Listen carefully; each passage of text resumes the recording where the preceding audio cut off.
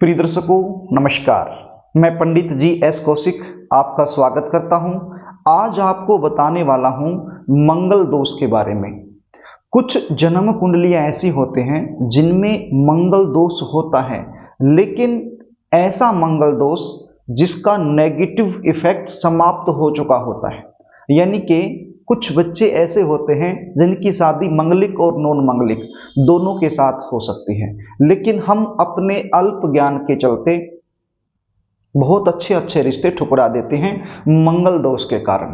तो आज का मेरा मुख्य उद्देश्य यही है कि ये मंगल दोष वास्तव में विवाह को खराब करने वाला है या नहीं है, इसकी सच्चाई क्या है, इसके बारे में आपको बताने वाला हूं। प्रिय दर्शकों, आपकी जो जन्म कुंडली है आप उसको खोल कर बैठ जाइए।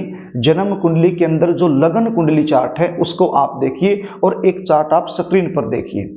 जन्म कुंडली का पहला भाव, जन्म कुंडली का चतुर्थ भाव, जन्म कुंडली का सप्तम भाव, जन्म कुंडली का अष्टम भाव, जन्म कुंडली का द्वादश भाव। यदि यहां पर मंगल बैठा हुआ है तो सामान्य रूप से ऐसा बच्चा मंगलिक होता है। लेकिन यहां पर भी कुछ शर्त हैं, कुछ नियम हैं, हमारे शास्त्रों में कुछ सूत्र हैं। यदि वो सूत्र लागू हो जाते हैं तो फिर मंगल दोष का परिहार माना जाता है। ऐसे बच्चों की शादी मंगलिक और नॉन मंगलिक दोनों के साथ हो सकती है।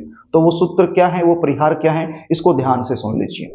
जन्म कुंडली का पहला भाव जहां पर आपको 1 नंबर दिखाई पड़ रहा है, यदि इसी भाव में मंगल बैठा हुआ हो और 1 नंबर यहां पर लिखा हुआ हो, आप देख लीजिए, इसको ध्यान से समझिए।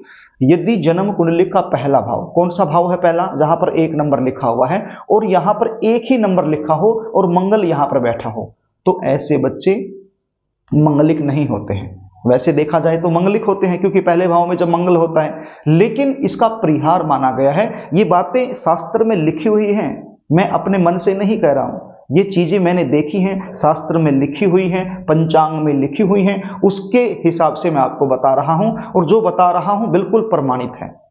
यदि जन्म कुंडली के पहले भाव में 1 नंबर लिखा है और मंगल वहीं पर बैठा है तो कोई भी आपको मंगलिक कहे वो गलत है। आप मंगलिक नहीं हो, आप ऐसे मंगलिक हो जिसकी शादी मंगलिक और नॉन मंगलिक दोनों से हो सकती है।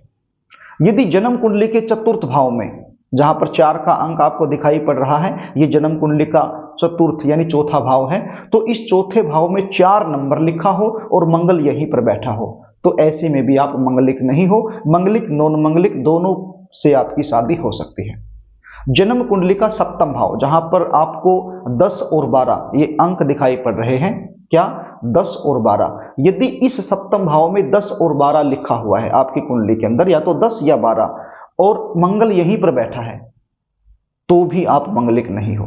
एक ऐसे मंगलिक हो जिसकी शादी मंगलिक और नॉन मंगलिक दोनों से हो सकती है, तो मंगल का विचार करने की आवश्यकता ही नहीं है आपको।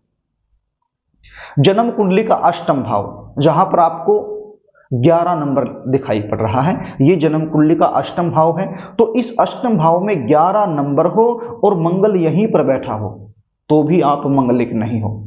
मंगल दोष का परिहार माना जाता है ऐसी सिचुएशन में, तो आपकी शादी भी मंगलिक और नॉन मंगलिक दोनों से हो सकती है।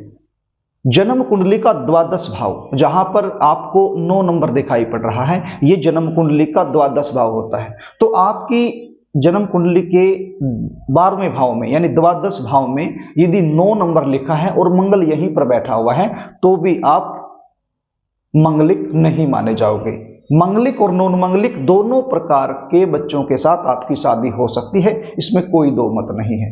ये जानकारी मैं क्यों दे रहा हूं, इसलिए दे रहा हूं कि बड़ी मुश्किल से कोई अच्छा रिश्ता हाथ लगता है, बड़ी मुश्किल से कोई रिश्ता मिलता है और मंगल दोष के चलते हम उस रिश्ते को ठुकरा देते हैं, जिसके कारण विवाह में देरी होती रहती है। तो ये देख लेना, आपकी जन्म कुंडली में यदि इस प्रकार की सिचुएशन बनी हुई है जो मैंने बताई है, तो फिर मंगल दोष की वजह से कोई अच्छा रिश्ता मत ठुकराना, क्योंकि आपको मंगल दोष लगेगा ही नहीं।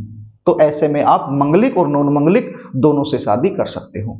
तो प्रिय दर्शकों, यदि जानकारी आपको अच्छी लगे, इस वीडियो को लाइक जरूर कर देना, इसको शेयर भी कर देना ताकि ये जानकारी सबके पास पहुंच जाए।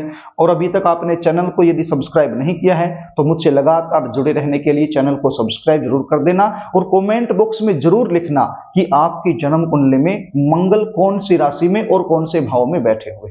आज के लिए बस इतना ही, आगे फिर मिलेंगे, तब तक के लिए नमस्कार।